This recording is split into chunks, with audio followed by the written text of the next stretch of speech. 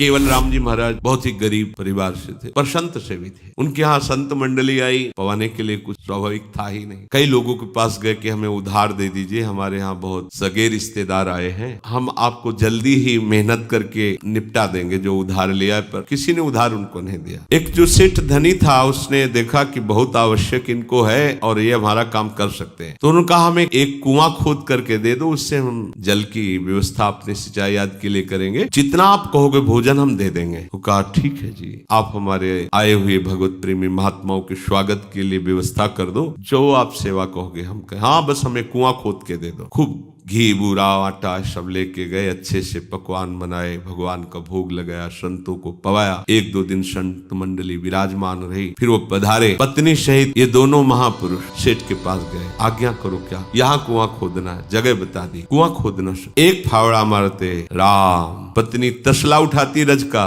राम। बहुत गहरे गहरे पर जल मिलता था, तो कई हाथ खोदने के बाद बालू वाली मिट्टी आई, खुदाई। अब कोई दूसरा सहयोग देने वाला नहीं था। ऐसे रस्सी में बाल्टी आदि बांध कर नीचे फेंकती, उसमें रज भर देते, वो नाम कीर्तन करते हुए ऊपर घसीटती, वो नाम कीर्तन करते हुए नीचे खोदते। जब बालू के नीचे 10 हाथ खुदाई की, तो जो बालू का पिंड था वो कुएं का फट गया और अंदर रह गए, ऊपर से मिट्टी गिर गई। पत्नी रोई चिल्लाई, लोग एकत्रित हुए, पर उनका भाई इतना गहरा कुआं और नीचे दब गए, ऊपर से कितने हाथ मिट्टी जम गई, वो तो मर गए होंगे। बोले अब खोदना बेकार है, क्योंकि खोदने में भी तो समय लगेगा। वो पुराना समय था ज्यादा, और गरीब आदमी थे, कोई सहयोग देने के लिए। पत्नी को समझा बुझा कर सेठ ने कहा जब कोई आवश्यकता हो भोजन सामग्री ले लेना। पूर दिया गया कुआं, और वो नाम जापक महापुरुष। 1 महीने बाद वहां से राजा की सवारी निकली, तो आवाज आ रही थी राम राम राम। तो भक्त हृदय थे, उन्होंने कहा ये आवाज कहाँ से आ रही? तो उनके अंग पार्षदों ने तत्काल